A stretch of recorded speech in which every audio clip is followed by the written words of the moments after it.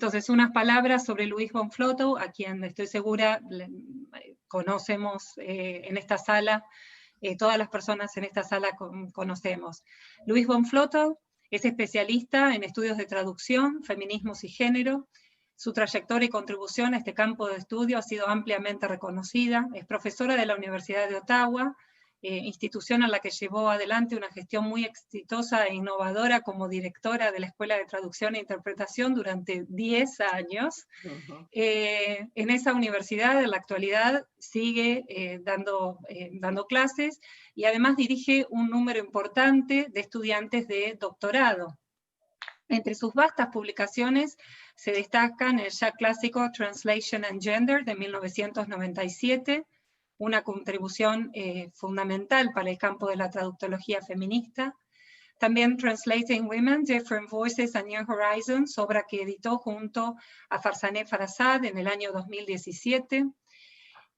Asimismo, debemos destacar Translation Effects, The Making of Contemporary Canadian Culture and Translation, texto que editó junto con Cathy Massey y Sherry Simon, y muy recientemente, en colaboración con la profesora Hala Kamal, acaba de coordinar la publicación del Routledge Handbook of Translation, Feminism and Gender, una obra colectiva realmente cuantiosa que sin duda será de referencia obligada en el ámbito de la traductología y de los estudios de género.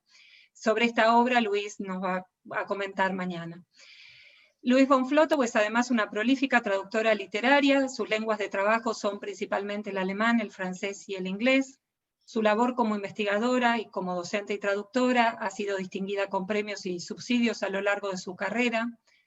Nos ha honrado con su presencia generosa en nuestra universidad, en el LIT, antes en el área, en distintas ocasiones, y debo destacar que no dudó un segundo en aceptar la invitación a ser plenarista de este workshop, que ha alentado desde el comienzo de la organización y que ahora inaugura con una conferencia que se titula Feminist Gender Aware Translation and Translation Studies, Evolving Toward the Transnational.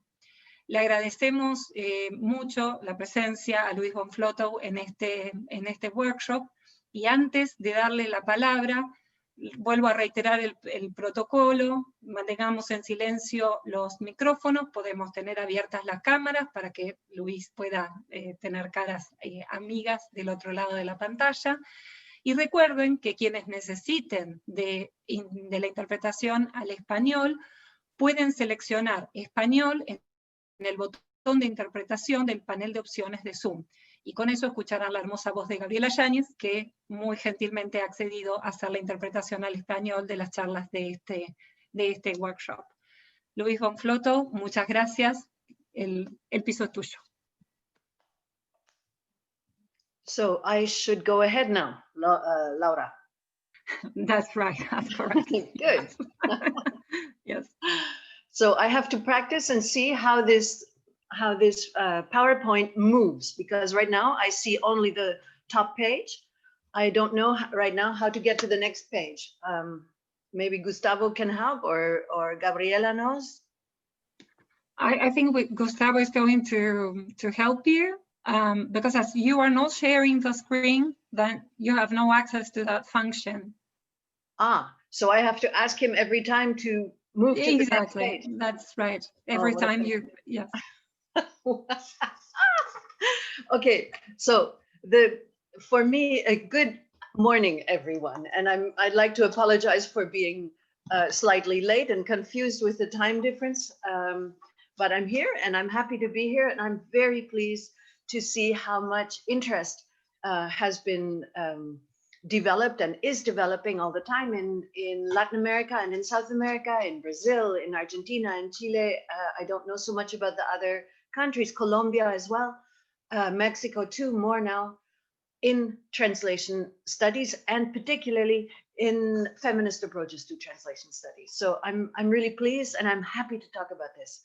So the first thing I'd like to say is I've organized my talk so that I'm going to talk about feminist translation first. What is feminist translation from a Canadian perspective, not around the world, only from my experience of Canada. And so it's a little bit historical. Then the development of feminist translation studies. And I think it's important to make that difference because many people don't.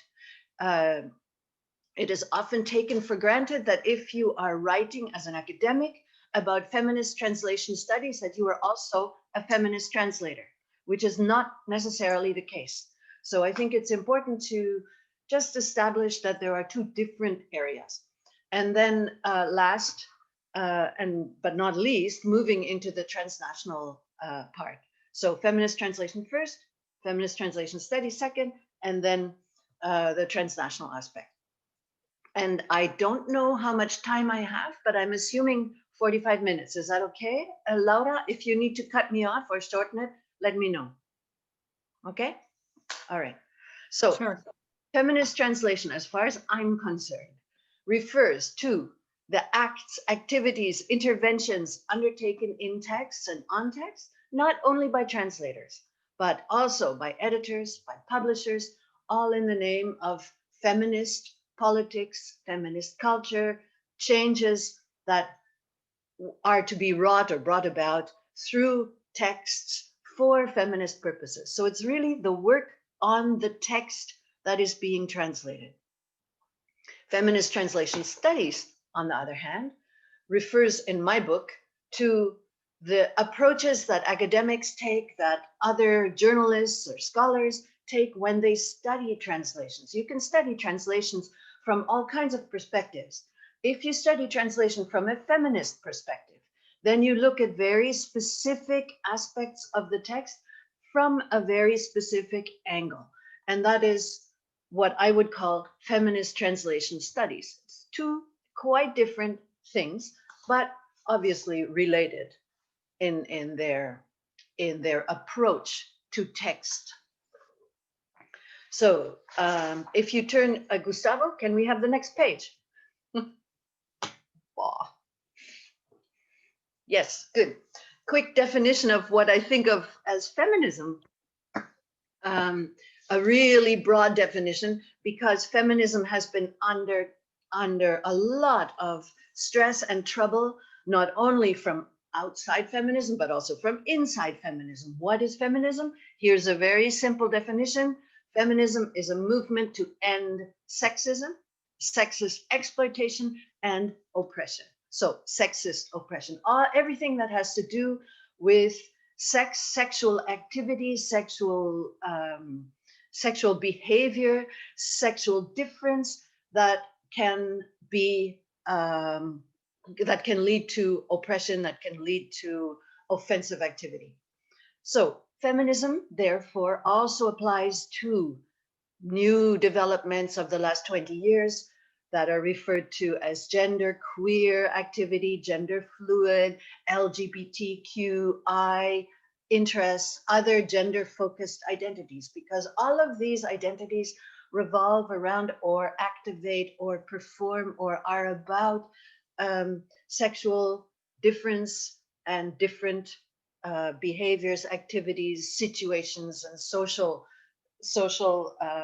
situations.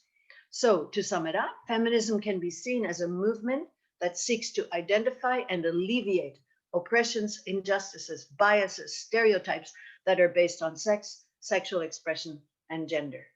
That's, I think, if we stick to the very first line, it's a very simple and understandable definition. Next page, please, Gustavo. Boom.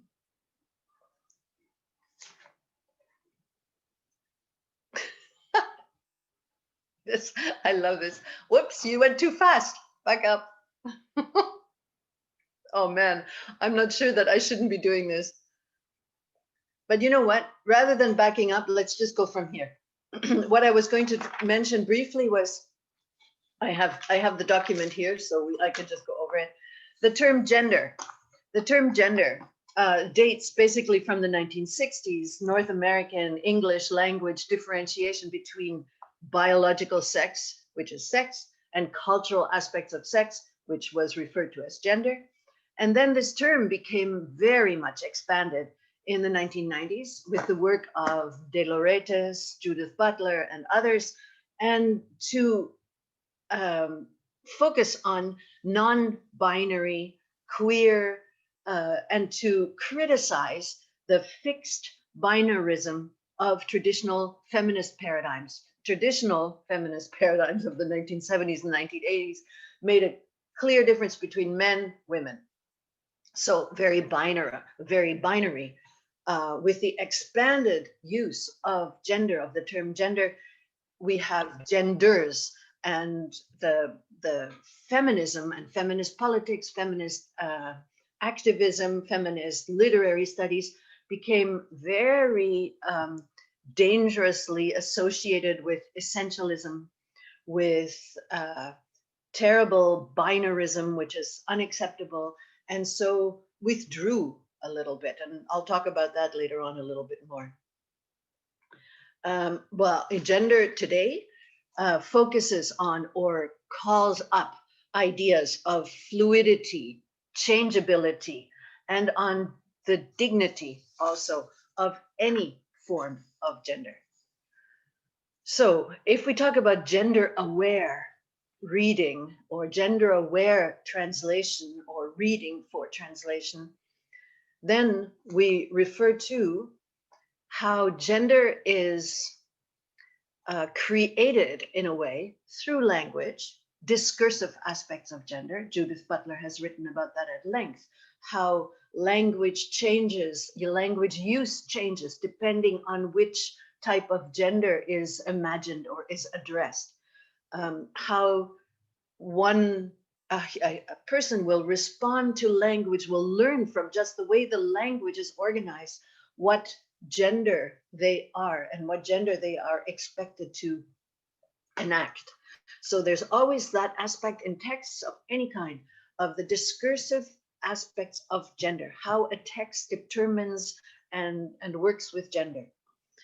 Then also we're aware when we read gender in a way that is gender aware, we pay attention to different gender identities. What does it mean to speak like a gay man? How is the language in the text specific to gayness, say, or to other forms, or to transgender?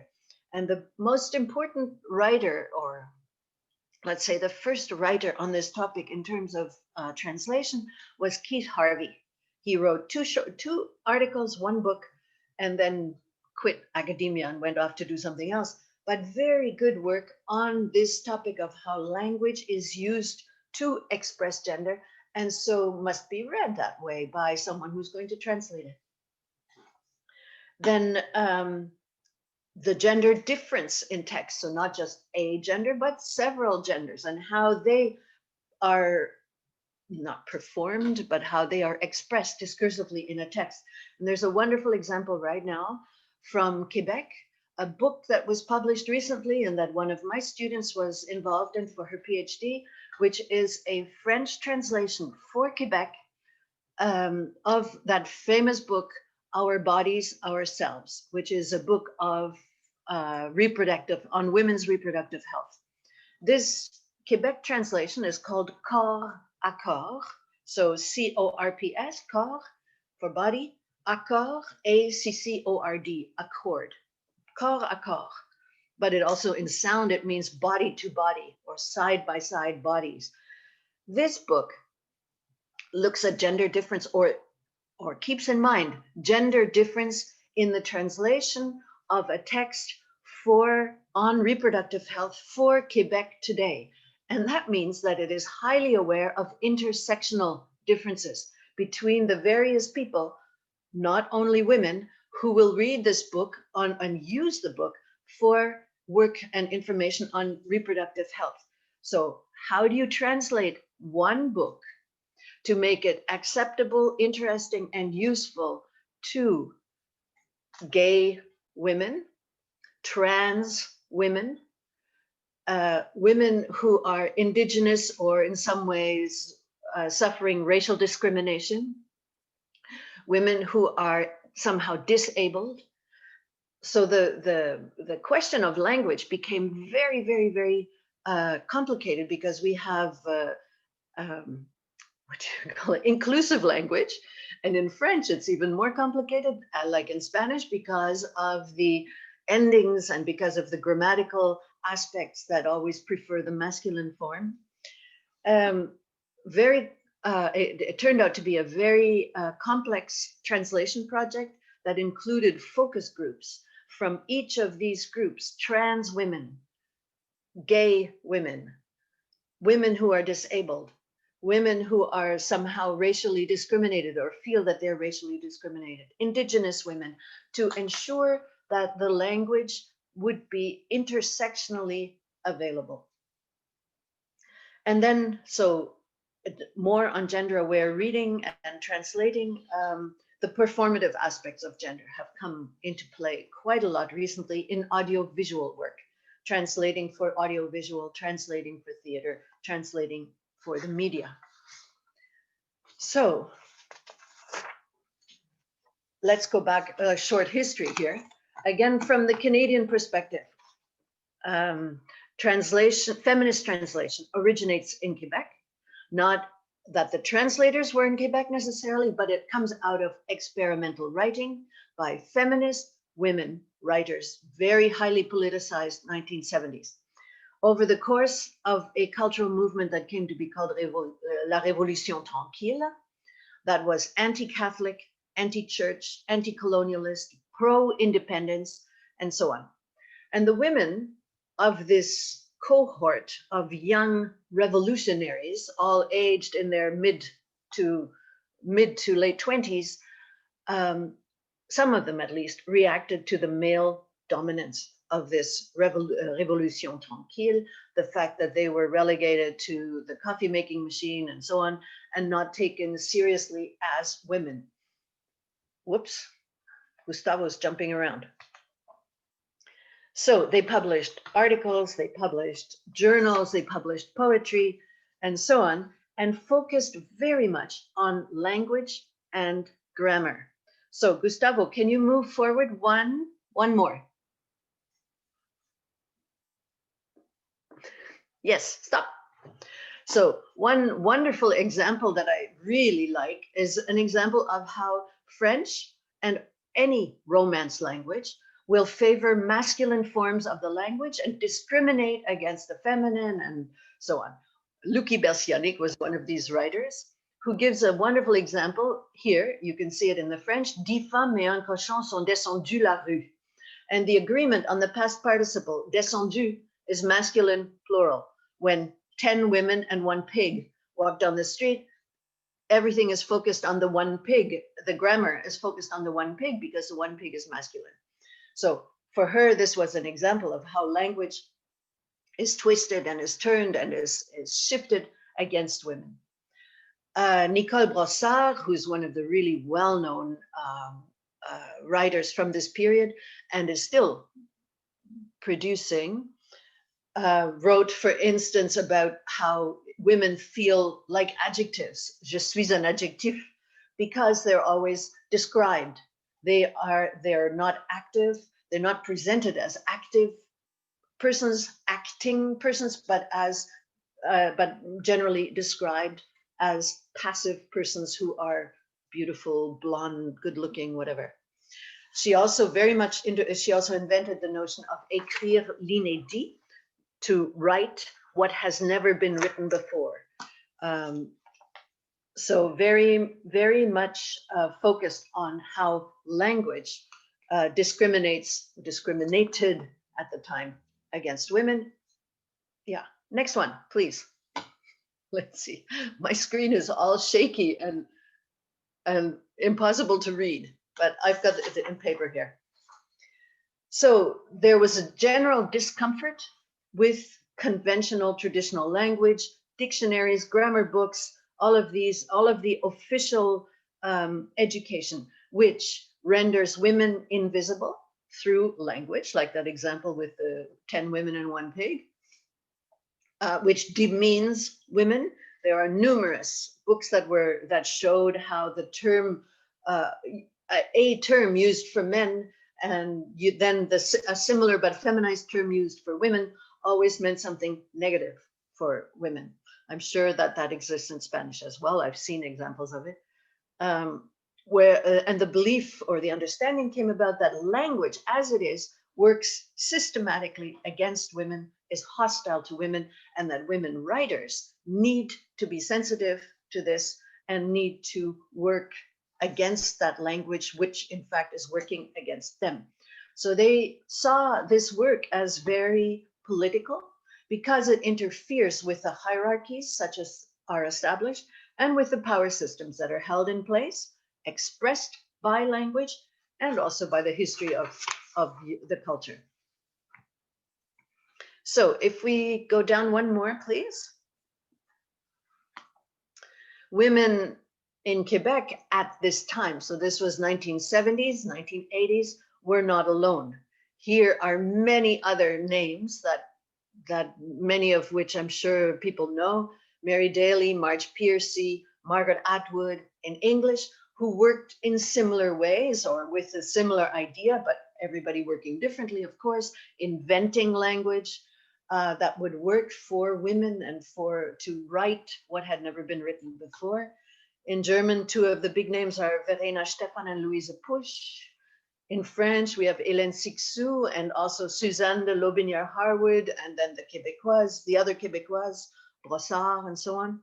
And in Norwegian, Gert Brantenberg. I don't know how many of you recognize this name. I've just worked on an article with two other women on Gert Brantenberg. Her famous book is called Egalia's Daughters, and it is a complete turnaround describing life in a small town from the point of view of a matriarchy, where the women rule, the women train the young men to learn to behave appropriately the way they ought to. There's a movement of young men who try to fight for their rights. It's a satire that completely turns the social situation around and is funny to read, but also painful to read because it was written in 1985, 83, or maybe late 1970s. And when you read it now, you realize that not much has changed, and that makes it painful. I remember reading it in 1990 in German translation and giggling and laughing all the way through. Read it now, 20 years later, and it just makes me sad because, yeah, things have not changed, or not much. So the next slide, please, if you can. All of this stuff about language is summarized briefly here in a text from Luise Irigaray. Luise Irigaray is a well-known feminist psychoanalyst and psychotherapist from France, who in this book of hers, Ce sexe qui n'en est pas un, wrote, if we continue to speak the same language, we will reproduce the same history and story, begin the same stories over again. If we continue to speak the same, if we continue to talk the way the men have been talking for centuries, the way they taught us to talk, we will not reach each other. And I think that is such a concise and tight presentation of what made those experimental writers tick in the 1970s. So to sum up with a few other statements here, why women would write experimental text. Verena Stephan wrote, language fails me as soon as I try to speak of new experiences. There's no language for new experiences. Nicole Brossard saw women's writing as a political activity to make women's words and women's work visible. And wordplay, which is one of the very typical aspects of this writing, was used to undermine what Mary Daly called male speak. And this is something that is extremely difficult to translate. Wordplay and all these inventions that were proliferating in the 1970s and 1980s are extremely hard to translate. So if we go forward, 2 more slides, I think.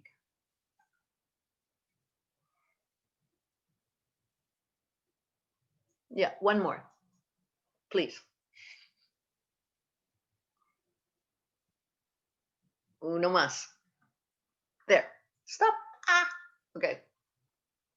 So in Canada, there are really two big names of translators who worked on this material, trying to move what was being done in Quebec and what was very closed to Quebec at the time and not available to English Canada, not available to kind of wider women's interest in English Canada.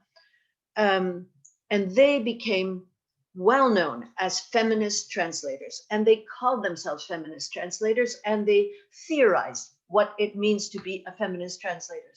And last point is that they are two of the very rare translators who write about their work. Most translators will do their translations and then disappear. They don't include prefaces. They don't necessarily include footnotes. They just do the work and then move on to the next project. These two, Barbara Goddard, Suzanne de Lotbinière-Harwood, wrote about the theoretical and many pragmatic and practical aspects of their translation work and their translation work of these experimental texts. And I think that's one of the things that has made such a difference, is that you don't just translate, you need to explain what you're doing as a translator, especially when you are translating work that is revolutionary or that you see as revolutionary, or work that you see as somehow going beyond the conventions. So Barbara Goddard translated Brossard, Nicole Brossard, Amante and La Mer, a collection of work by France Théoret. And she's the one who was really the strong academic as well, wrote essays, articles, the forewords and prefaces, long footnotes, conference papers, all around this work, and was able to publish her work with Susan Basnet and André Lefebvre, and so hit the international scene. Suzanne de Lotbinière-Harwood translated Nicole Brossard and also did the work that I've termed hijacking of a book by Lise Gauvin. Is not an academic and doesn't write very academically, but published a book that is highly emotional about her confrontation with male language, her feeling of being insulted and hurt by male language, and how the language has to change and how she does change the language through feminist translation. So just to give an example, we're here on the second one, Luki Bersianik, who wrote a book called Le Gueulionne, which has to do with a creature from outer space that comes to Quebec and wanders the streets and looks around and describes what she sees. And she sees that in regard to abortion, le ou la coupable doit être puni. So le ou la coupable, the coupable is the guilty one masculine or the guilty one feminine, must be punished. And by adding the IE on the end of puni makes it feminine. So you know that the guilty one will be the woman who must be punished when there is an abortion. Translate that into English and you suffer huge problems because English doesn't work like this grammatically. But the translation by the one feminist translator, male feminist translator, Howard Scott, ends up, the guilty one must be punished, whether she is a man or a woman, which is even more striking, I think, than the French. The French is very grammatical and very subtle, whereas the English, whether she is a man or a woman, that strikes you right away because it is very unexpected. So examples, that was one example. I'm not going to give you more. There are lots of them and I've written about them. Next one, with regard to hijacking, so-called. Suzanne de Lotbinière-Harwood, translating Lise Gauvin, turned a text that was written in classical standard French into feminist English and was accused of hijacking. So if we could ask to move to the next slide, please, that would be good.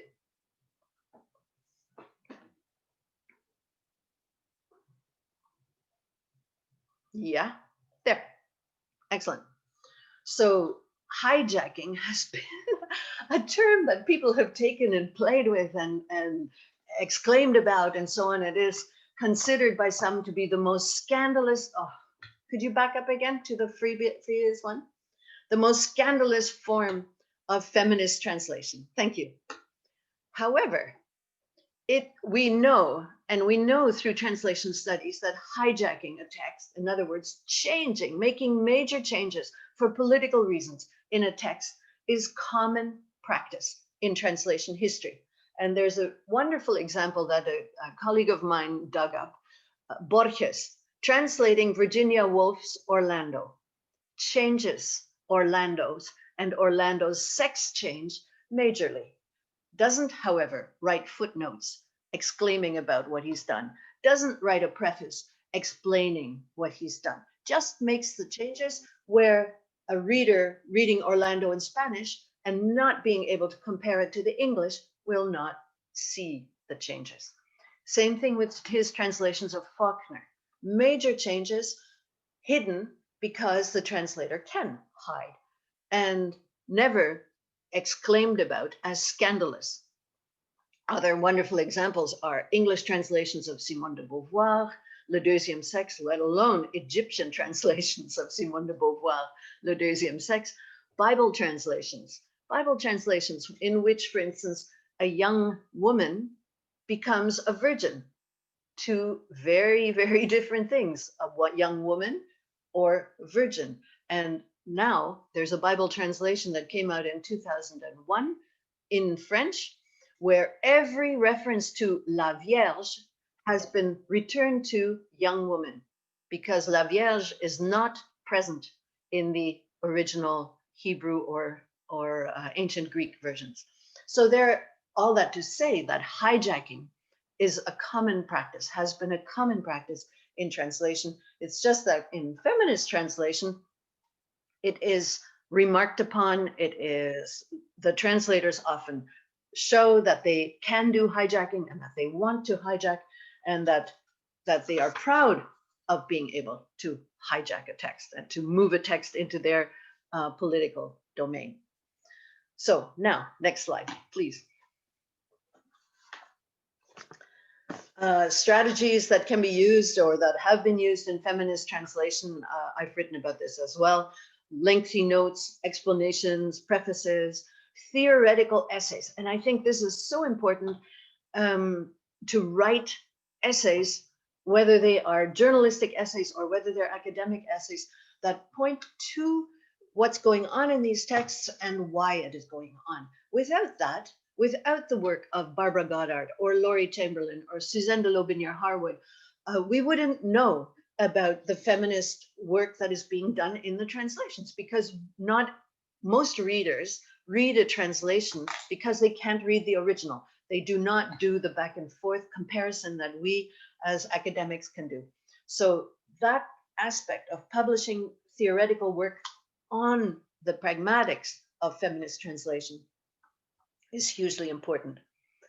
And then you'll see my little thing at the bottom here, working for free. That's one of the big strategies in feminist translation. You do not get paid to be a feminist translator. In fact, if you insist on doing feminist translation in more pragmatic environments, you do not get a job. So the aspect of working for free is a strategy. It is generous, it is political, it has impact, because otherwise certain texts would not get translated and would not get translated the way a feminist translator would like to see them. So if we move on, summarize feminist translation. So changes a text for feminist purposes, highlights these changes in notes, footnotes, articles, and so on, adds information sometimes, adds instructions for reading in the footnotes, compensates for wordplay. Wordplay is the hardest. It's so enjoyable and funny and amusing and disruptive and satirical in the original, and so difficult to translate. So wherever there's wordplay, it has to be kind of compensated for in other parts of the text, or perhaps explained, but then it loses its humor. It's very difficult. And at the bottom, you'll see feminist translation proudly produces text and does not just reproduce text. And that business of doing it proudly is is the fact that it's described and discussed at length in the footnotes and prefaces. So if we go on, feminist translation is basically activist translation, interventionist translation, promotes feminist ideas, points out and undermines misogyny in texts and in language itself, promotes and selects certain women writers for translation, which are otherwise left aside, forgotten, not translated, not circulated. Stimulates discussion on translation itself at an academic level and at a public level, and how translation is used and has been used by various political and cultural forces. If feminist translation is possible, then what other academic and political uses has translation been put to? And all of this activism requires feminist translation studies, because otherwise it is lost. You need to write about it and you need to publish about this activity. So I'm going to skip the next one. What's feminist translation studies? Yes. Yeah, you can go up 2 more slides. 1 more. Yeah, right there. So with regard to feminist translation studies, I'm going to talk briefly about these items here. So language use, women writers in translation, women translators, other media, and then towards the transnational aspects in this work. Yeah, next slide. Yes. Focus on language use. I am working right now on the Woman's Bible. The Woman's Bible is a text that was compiled in the 19th century, late 19th century, by Elizabeth Cady Stanton. It's basically a commentary on the Protestant Bible, various versions of a Protestant Bible in English, and how women are presented and discussed and shown to be acting in certain roles and so on in that Bible. And Elizabeth Cady Stanton, publishing this in 1895, she's a very, very strong suffragette, very strong political activist for women's right to vote. And she decided at some point that it must be the Bible that is causing this terrible, terrible situation where women are not allowed to vote. Could you go back, please, on the slide to number 1? So she writes in her commentary, no revising committee of the Bible has found it necessary to make any suggestions as to whom the 10 commandments are addressed to. Suppose we reverse the language and see how one-sided it would seem if it were addressed only to women. So here's one example. Thou shalt not covet thy neighbor's husband, nor her field, nor her ox, nor anything that is thy neighbor's.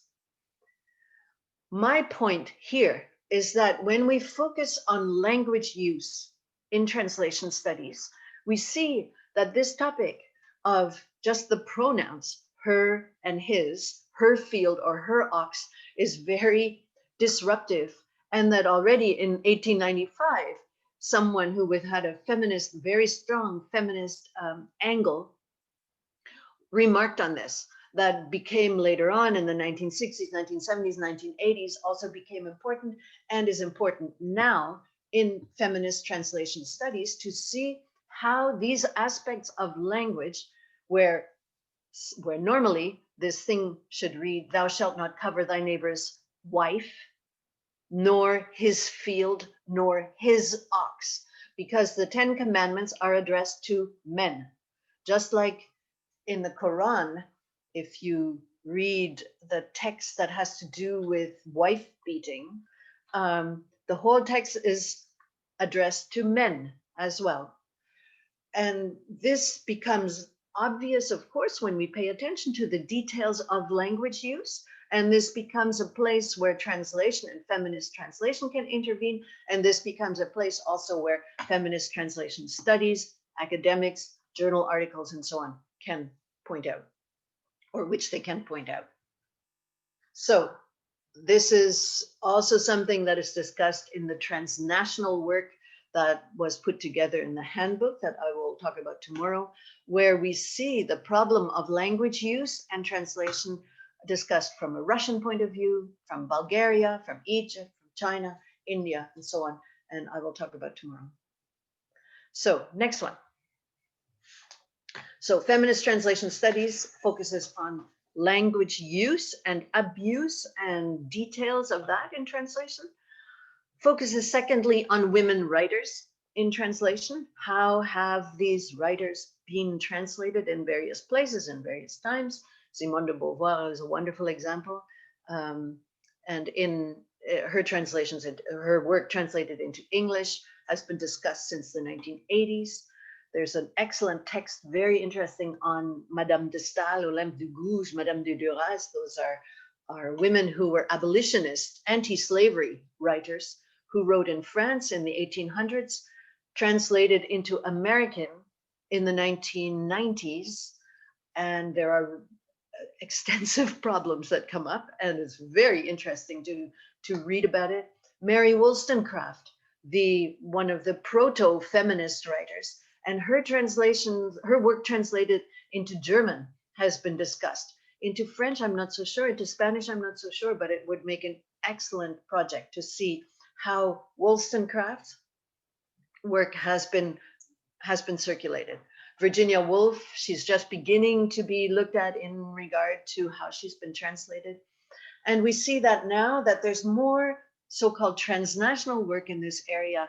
A recent article on Isabel Allende's work translated from Spanish into Brazilian Portuguese. So an interesting kind of South-South discussion of translation.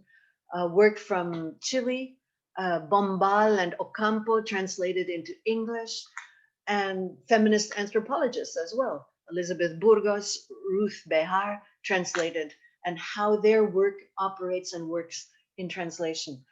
Now, transnational work, you can see here, just from my examples, has come in a way to mean work that is not out of the Anglo-American Eurozone.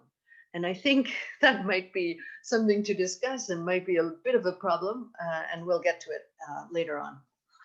So focus on language, focus on women writers in translation, and then third, if we can move the slide again, focus on women translators.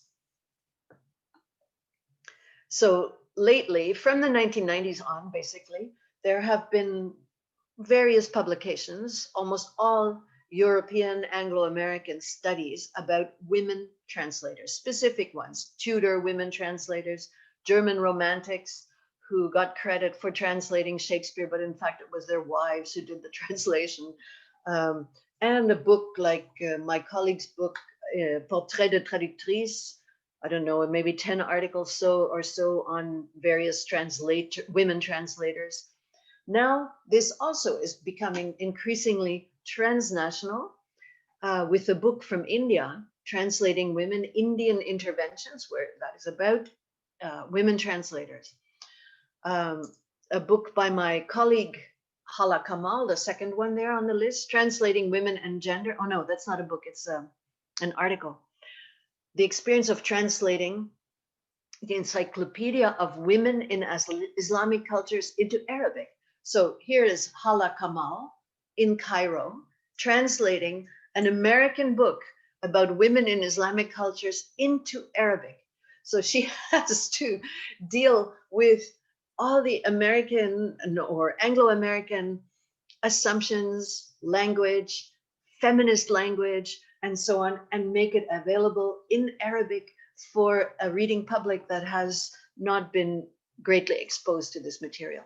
The article, she's another one of these very rare translators who writes about her work of feminist translation and does so very well.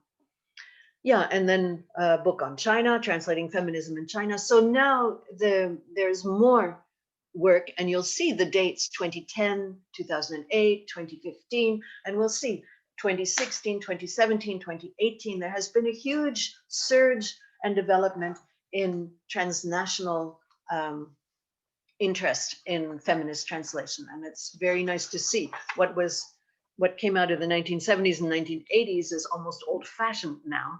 And it's good to see all of this new material. So number 4, the next is Luise, you have about 10-15 minutes to go. Would that be okay? Yes. Yeah, okay. No problem. Yes, that's okay. No Thanks. So if we go to the next slide, there's also, I want to point out that there's an increasing amount of work on material that goes beyond the literary text. So no longer only or focused primarily on writers like Simone de Beauvoir and Virginia Woolf, for instance, but on other types of text. So on audiovisual translation, Elizabeth Lewis, who's a young author, academic in Brazil, works on or has written about gender expression in movies, where through dubbing, the difference between the gender language and language of gender that certain actors or certain characters will present disappears or can disappear if the dubbers are not gender aware, if the dubbers are not sensitive to the differences in language that each of those characters has and demonstrates. On dubbing and subtitling, there's a certain amount of work that is coming from Italy, Irene Ranzato, Delia Chiaro. There's a lot in Spain as well on the problem of dubbing, and more, obviously, dubbing Anglo-American material, Hollywood stuff, and TV series, and so on. Those in French as well. And the problem is how to deal with the language that is often invented by script writers to put in the mouth of a gay character, to put in the mouth of certain types of gender that are being shown, trans characters, for instance. And it's the script writers who devise the language. Now, in other words, it's not natural language, it is created language. Does Italian, does Spanish, does French, do Greek languages, do other languages follow those scriptwriter inventions? How do they deal with them? That's one of the really big questions. And the problem apparently is that, first of all, dubbers and dubbing studios are not necessarily interested in all these different genders or in making them visible. Secondly, though, that the language doesn't exist for these inventions that have been created in the English or Anglo-American environment. So articles about United Nations practices, these grand international organizations that promote inclusive language. When you look a little bit closer, are they actually in their documents using inclusive language? Good question. There's an article in the handbook on machine translation. How has machine translation affected the use of gendered language? And on video game translation, video games are proliferating all over the place. How do they deal with language that is gendered and with the gender of language and the gender of their characters that are running around the screen? So those are all new topics for feminist translation studies, very lightly touched upon at the moment, but very open to expansion. Finally, one more slide, with regard to queer and other gender awareness, I indicated that from the mid-1990s on, there was a strong development of queer studies in cultural and literary studies, focused on criticizing these fixed categories that feminisms had insisted on, male, female, and instead talking about emphasizing plurality, fluidity, performance of gender, rather than really fixed, hard, rigid definitions. So this brought about a rejection of the binary male-female aspects that feminism had thrived on. It also got rid of the category of women, which was completely gotten rid of in humanities and social sciences. It was considered no longer academic to talk about Japanese women or Canadian women. The category of women was considered essentialist, which you wonder what you end up talking about then if you cannot group humans in some way. But all of this had little immediate effect in translation studies. And in fact, a book that has just come out, 2018, called Queering Translation, Translating the Queer, writes, queer aspects of translation and interpreting have until only recently been rare, rather uncoordinated, and often marred by conceptual confusion. And if you go back, I've just established a list, a bibliography that I need to read through of queer and gay and gender-focused, other gender-focused work in translation studies. And it's very sparse, only now coming together in thicker handbooks by these two, especially Brian Baer, who's in the US, and Klaus Kindl, who's in Vienna. So there's been much less work in this field. And yeah, let me go on. Yeah, and the work that there is seems to, if you jump ahead 2 slides, the work that there is on queer and genders, plural, and translation is paralleling, yeah, good, how feminist translation studies developed, looking at not women's writing and translation, but queer writing and translation, looking at homosexually identified texts and translation rather than women identified texts and translation. So doing that same kind of work that feminist translation did in the 80s and 90s has now been being done by for queer and gay and other such and multiple genders in translation. The queer, one of the ones that's really interesting is the queer aspects of translation. Is translation itself a queer activity? Because it cannot ever pin anything down into a particular hard and fast box. A translation can always be changed. There can always be a new translation. So translation, some would argue, is by definition queer, a queer activity. I don't know.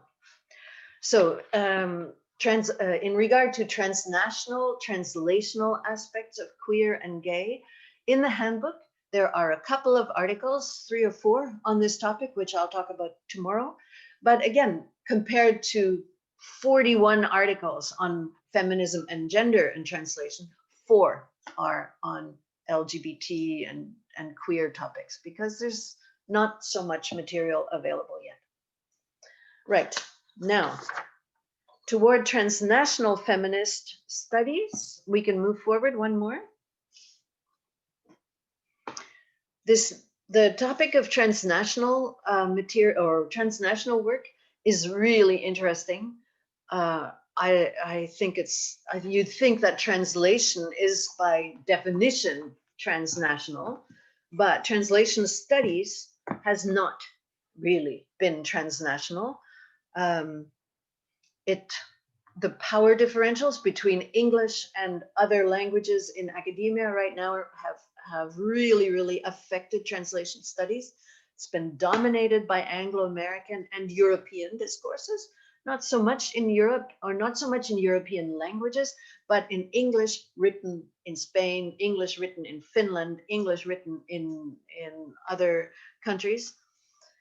And it's very odd because we write about translation in English and it's become a discipline in certain universities, but there's very little that gets translated into English.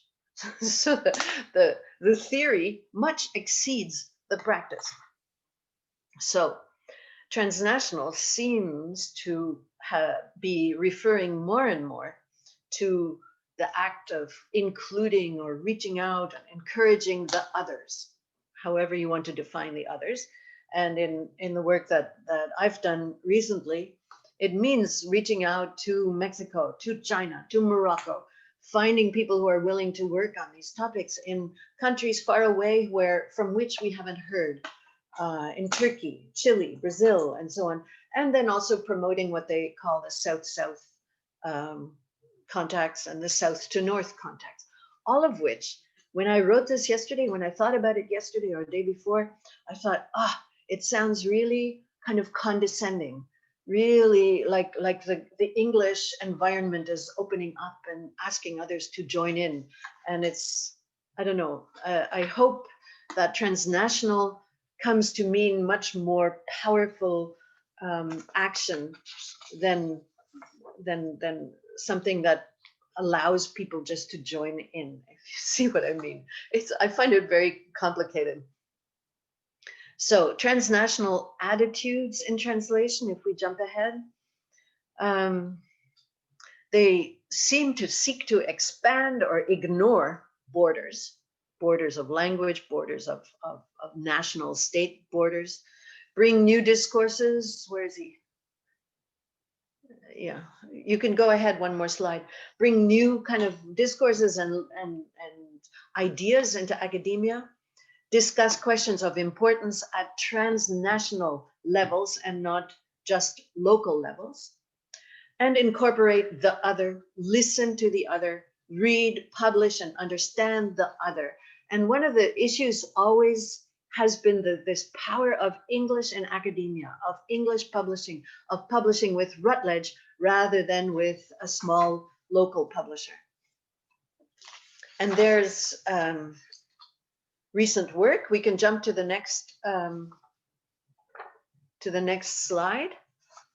Recent work is in this vein, in the direction of transnational feminist translation studies, has been one of the books that I published together with Farzaneh Farhazad, who's from Tehran, and with whom I've had lots of discussions on this topic, and who has actually, as an academic, refused to participate in English language or European conferences. She says, why should I go there and listen to you all the time? I need to work at home on local issues of women and translation in Tehran, in Iran, in my local environment, rather than spending a lot of time in the English and American environment. These are the book by Olga Castro and Emek Ergun, 2017, also goes in that direction of transnational, bringing in ideas from elsewhere and very programmatic essays.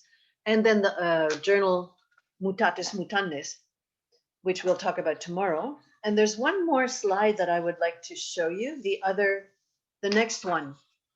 I found it very interesting to work with so-called transnational feminist translation studies, where I, as a reader and an editor, needed a lot of material explained to me. I had no idea what was going on in certain articles, and it was a huge learning experience. And here's one example. Garima Sharma from India writes about the translation of A Room of One's Own into Hindi. And one of the points she makes, and which I thought was so interesting, is that the cover of the book in Hindi translation, A Room of One's Own, those covers do not, quote, depict a room of one's own that any Indian woman could relate to, a room that Indian women, especially in the rural areas and in large and joint families, might dream of having. So it's not only the text of A Room of One's Own, which is in a way hijacked into Hindi. She describes what happens with that text when it's translated into Hindi, but the cover, the paratext, is way out of reach and out of line with what an Indian woman reader might relate to, according to this transnational approach to understanding translation. And then from Chile, the Rosa Basaure and others, there were 4 or 5 writers in that article, pointed out in the text that they wrote for the handbook, the importance of the nana in South American writing. as a North American or European, I have no idea. What is the importance of the nana? We don't know. We don't know. So it required lots of explanation. And they write about translations of texts depicting the economic, ethnic, and gender inequalities of the nana, and which need to take into account not only the emotional component when translating, especially the relationship of the nana to the small children in the family, but also the social inequalities that this character embodies. And this is something that may or may not be typical of South American texts, or found in South American texts, and not found in the established translation studies text that we see. But it's very interesting to bring in something so new and so different and so educational for those of us who have been in the field for such a long time. So those are two examples of this transnational learning experience for me. And I think the last slide has also been really important. If we go on, one more slide, is the fact when transnational work is done, how much listening is necessary, how much understanding is necessary, how much accommodation has to be done. And I'm talking now as an editor of this book that we produced, which we'll talk about again tomorrow, where so much back and forth had to happen in order for what I felt was that the articles had to be publishable in English. Lots of accommodations, lots of rewriting, lots of listening to the other academics so that the transnational aspect of these texts could be made available in English to a large, broad, not local, but international or transnational reading public. So, and on that topic, maybe very briefly, we had one intervention at the bottom. You'll see here Barchunova. She wrote in the handbook, she lives and writes in Novosibirsk in Siberia, and writes about the translation of English language, feminist material into Russian, and how the Russian language was inadequate in the 1990s to deal with terms like empowerment and agency and so on. But in regard to this proliferation of English in academia, she says, while I might think it is something that really limits transnational discussion, she says, well, finally, we have a lingua franca that everybody can understand, and we're happy here in Siberia to be able to read in English. And so you have the other side of this transnational aspect, which, yeah, is interesting and also to be considered. Right. I think that's all I have to say. It's been about 1 hour. Thank you. Ready for questions.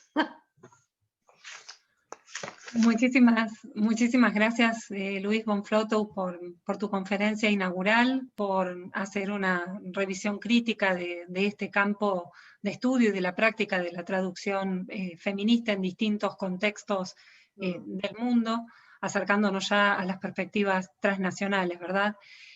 Hay una pregunta en el chat. Gabriela, si tenés la gentileza de interpretar, leerle la pregunta a Luise. Yo la voy a leer en español, como se ha formulado. En la actualidad presenciamos lo que muchas veces se ha llamado una nueva ola de feminismo, que se ve reflejada en la proliferación de productos de consumo que se presentan como afines al movimiento feminista. ¿Cómo podría explicarse entonces el hecho de que para hacer traducciones feministas haya que trabajar sin esperar una remuneración? Es decir, hacer lo que ha llamado en algún lugar traducciones pro bono. If you're ready, you can tell us about that.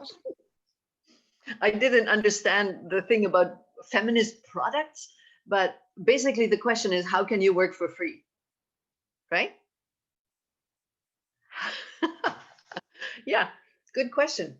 It's not feminist ideas are not ideas that are promoted by capitalist product selling bodies, or not very strongly, or they're dressed up in such a way that they will sell to the general public, etc. But it's not something that that works in a capitalist system, or not very well. And so especially academic material that doesn't sell in the first place needs, when it is translated, requires a lot of work, requires a lot of investment of time, and no capitalist system will have the money or will make the money available to translate that material.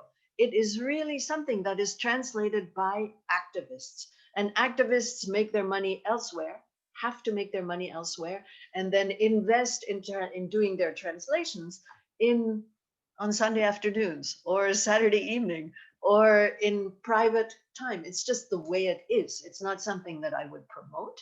It's just a description of the conditions of feminist translation, the translation of feminist texts. It's very, very simple. It's just a statement or description of the situation. And it was found very clearly in Egypt. Hala Kamal, I don't know if she's written about it, but we've certainly talked about it in the Egyptian revolutions, the Arab Spring.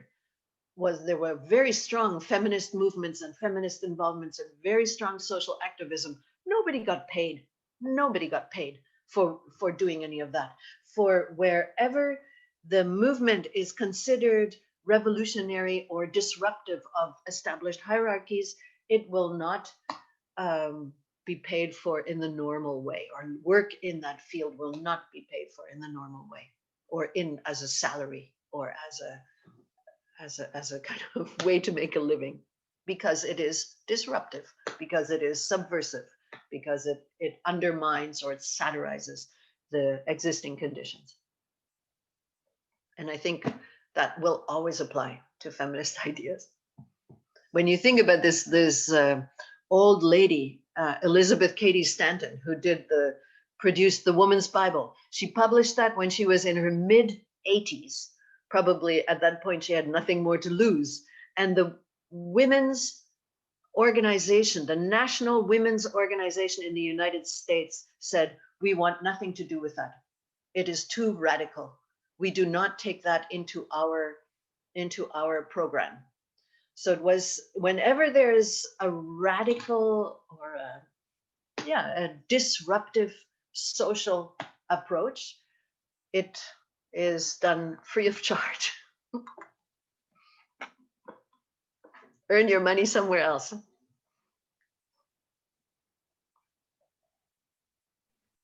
Muchas gracias, Luis. Hay una pregunta que viene del canal de YouTube. No sé si puedes verla en pantalla, Luis. How can feminist translators persist in very patriarchal societies like those in Latin America? How can they persist? Yes, how can feminist translators persist? And you, or I guess. Mm-hmm, mm-hmm. Well, I think that they need the help of academics and journalists and other systems, other networks, because a translator working by herself in a very patriarchal system will pass unnoticed, unless she or they are able to make a fuss, able to have an impact. And for that, you need allies. And I think the allies are the academics and the journalists and the others who write about critics, literary critics, or who write about what is going on in that line of translation or in that kind of textual material that that person is trying to translate. I don't think a translator by herself, given the conditions in which translators work, basically still half visible, underpaid, fighting for every little contract that they can get. I don't think translators alone can do that work. And so it needs support. That's where feminist translation studies comes in. Yeah. Muy bien. Hay una otra pregunta que viene del canal de YouTube, Luis. En español, en Argentina, en mi experiencia, para traducir, in my experience, para traducir en femenino, to es translate as a necesario feminist translator, que you el need encargo de traducción lo have indique específicamente. the translation to be specified or asked by. ¿Esto es así en otras partes del mundo? So Can that you summarize it, because you're speaking Spanish and I can hear the English and it's kind of confusing. no. Whenever there is a feminist translation to be done, it must be appointed so by the publisher. So you must be requested as a translator to perform a feminist translation. Otherwise, you won't be able to do it. Is that the same case there? In Canada, you mean? And in other parts of the world, the person is interested in, yes. Well, I don't think anyone appointed Borges to hijack a text by Faulkner, or anyone appointed someone to deliberately translate young woman into virgin in the Bible translations.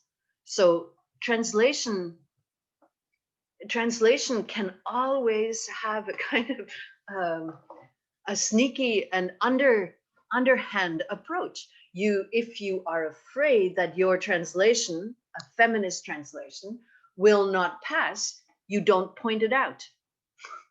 If you are in a situation where the feminist translation is something that is celebrated or considered of interest or considered worthwhile, then you can point it out.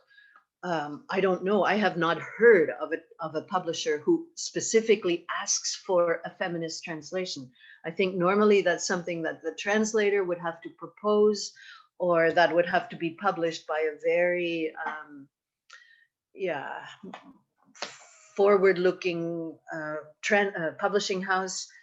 It's never something that a publisher specifically would ask for, unless it is already a feminist publisher interested in women's writing, in women's rights, in gender equity, and so on. But if you don't have a publisher like that, the publisher won't request a feminist translation.